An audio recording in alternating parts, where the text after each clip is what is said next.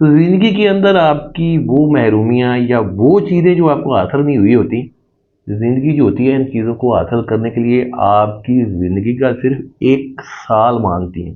اور اگر آپ اپنی زندگی کا صرف 1 سال جو ہوتا ہے وہ اپنی زندگی کو اس طریقے سے دیتے ہیں، نہ صرف آپ کے بلکہ آپ کی جو آنے والی نسلیں ہوں گی ان کی بھی زندگی سنور سکتی ہے۔ تو آئیڈیالزم ہوتا ہے یعنی کہ آپ کی زندگی کے اندر کچھ نہ کچھ تو ایسا ہے جو آپ کرنا چاہتے ہیں، کوئی سی جو زندگی ایسی ہے جس کو آپ جینا چاہتے ہیں۔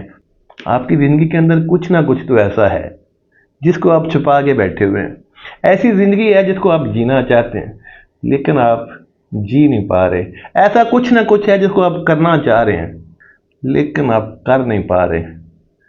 کیوں؟ کن لوگوں کے ڈر سے؟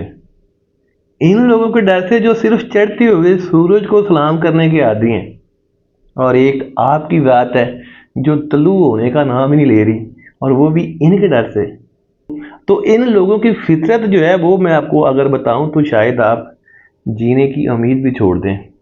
سال کا میں نے ذکر کیا کہ آپ کی جو آئیڈیل زندگی ہے جس کو آپ جینا چاہ رہے ہیں، دن رات سوچتے بیٹھتے اٹھتے جاگتے ہر ٹائم آپ نے اسی کو سوچنا ہے، وہی آپ کی محبوبہ۔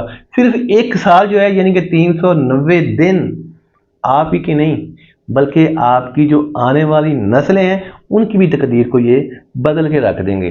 تو ایسا ہو ہی نہیں سکتا کہ جس چیز کو آپ اپنے من سے شروع کریں اور دن رات اسی سے متعلق آپ سوچیں اور پھر بھی آپ اس سے دور رہیں، یہ پاسبل نہیں ہوتا۔